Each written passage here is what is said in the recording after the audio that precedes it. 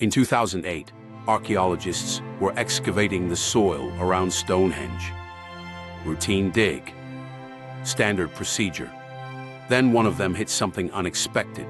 Human remains, carefully buried, dating back over 5,000 years. Not one person, not two, 63 individuals, all cremated, all placed with extraordinary precision inside the monument's perimeter. Some showing signs of serious illness before death. Some from as far away as the Mediterranean, their bones carrying isotopic signatures from soil and water hundreds of miles from England. People traveled from across the ancient world to die here, or to be brought here after they died.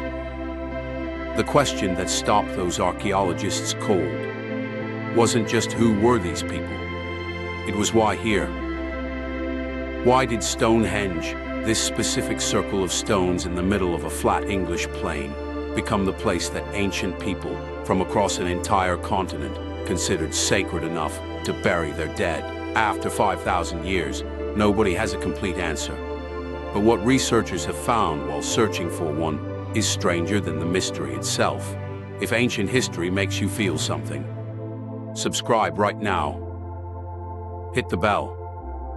This channel goes exactly here every single week. Let's go. To set the scene properly.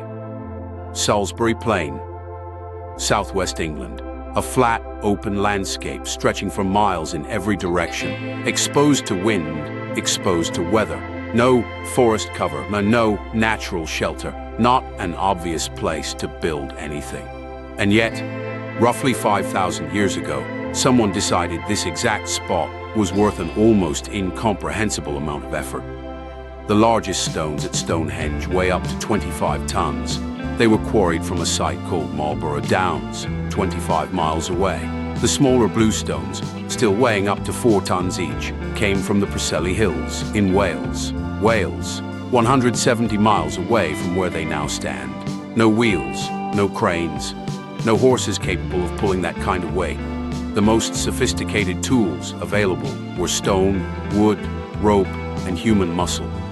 And yet those stones got there. Here's the first thing that should make you stop and think. Archaeologists now believe construction at Stonehenge happened in multiple phases, across roughly 1,500 years.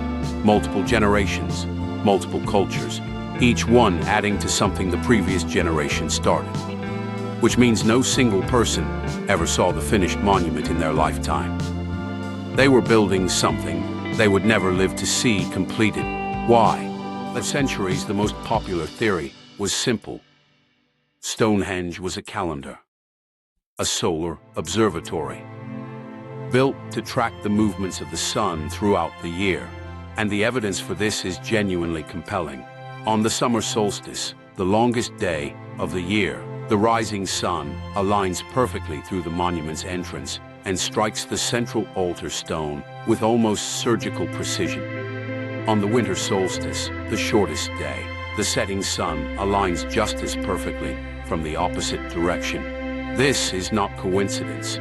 The stones were placed with an astronomical accuracy that modern architects find extraordinary, even with the tools available today.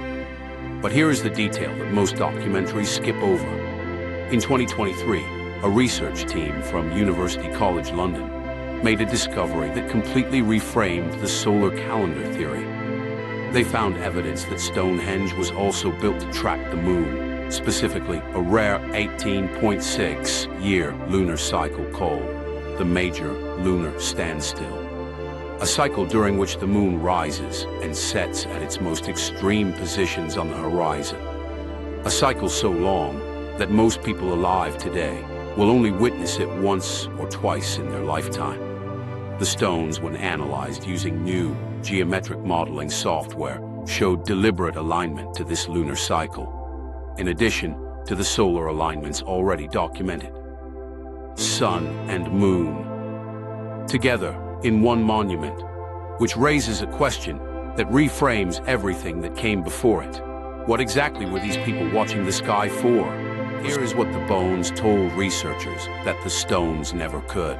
The 63 individuals found buried at Stonehenge were not all local. Isotopic analysis, a technique that reads the chemical signature of bones to determine where a person spent their childhood, revealed that multiple individuals buried within the monument grew up far from Salisbury Plain, some from Wales, some from continental Europe, one individual showing isotopic markers consistent with a Mediterranean origin. These people traveled extraordinary distances in an era with no roads, no maps, and no compass. And they came here to die, or to be buried, at this specific location. Researchers also found something in the surrounding landscape that changed the interpretation of everything. Stonehenge was not alone. Ground-penetrating radar surveys conducted between 2010 and 2020 revealed an entire hidden ceremonial landscape surrounding the monument. Buried pits, ditches, wooden structures, and processional avenues stretching for miles in multiple directions. Stonehenge wasn't a single monument standing in an empty field. It was the centerpiece of an enormous sacred complex, the size of a small city, that has been invisible underground for thousands of years. So if this was a city, who was running it? And what were they actually doing here? Here is where the story takes a turn that almost no mainstream coverage mentions. In 2021, a team of researchers published findings from a decade-long biochemical analysis of sediment and bone samples collected across the Stonehenge site. What they found inside the bones of several buried individuals was unexpected. Evidence of long-term illness, degenerative conditions, skeletal markers of disease that would have caused significant chronic pain and disability. Multiple individuals, different eras of the monument's construction, all showing similar patterns. The leading interpretation that emerged from that research was quiet but significant. Stonehenge may have been a place of healing, not just a calendar, not just a burial site, not just an astronomical observatory, a destination where ancient people brought the sick, the dying, and those who could not be healed anywhere else. A place where the stones themselves may have been believed to carry curative power. And here is the detail that makes this theory harder to dismiss than it first sounds. The bluestones, the smaller stones brought 170 miles from Wales, have been found to originate from a site near a natural spring in the Preseli Hills that was already considered sacred before Stonehenge was built. Pilgrims were visiting that spring for its supposed healing properties centuries before the first stone was moved. The builders of Stonehenge didn't just bring rocks. They brought the most sacred stones they knew from a place already associated with healing and placed them at the center of a monument where sick people were brought from across the ancient world. That's not a coincidence. That's a belief system, operating across centuries, across cultures, across hundreds of miles. Which means Stonehenge wasn't just built to watch the sky. It was built because someone believed it could change what happened to you here on Earth. So what does all of this mean today? Here are 3 things this story reveals that go far beyond one monument in a field. First, ancient people were not primitive. The word prehistoric carries a subconscious weight. It implies simple, unsophisticated, people who hadn't figured things out yet. Stonehenge dismantles that assumption completely. The builders tracked 18.6-year lunar cycles. They coordinated construction projects across 1,500 years and multiple generations. They moved 25-ton stones 25 miles and 4-ton stones 170 miles without wheels or horses. They designed a monument with solar and lunar alignments, accurate enough that modern astronomers find them remarkable. These were not simple people. They were sophisticated, organized, and intellectually serious, operating without writing, without metal tools, and without any of the technologies we assume are necessary for complex thought. Second, the hidden landscape changes everything about how we study the ancient world. The discovery that Stonehenge sits at the center of a vast, buried ceremonial complex, revealed only by modern ground-penetrating radar, is a warning about how much we think we know. For 400 years, scholars studied this monument as a single, isolated structure. Every theory was built on that assumption.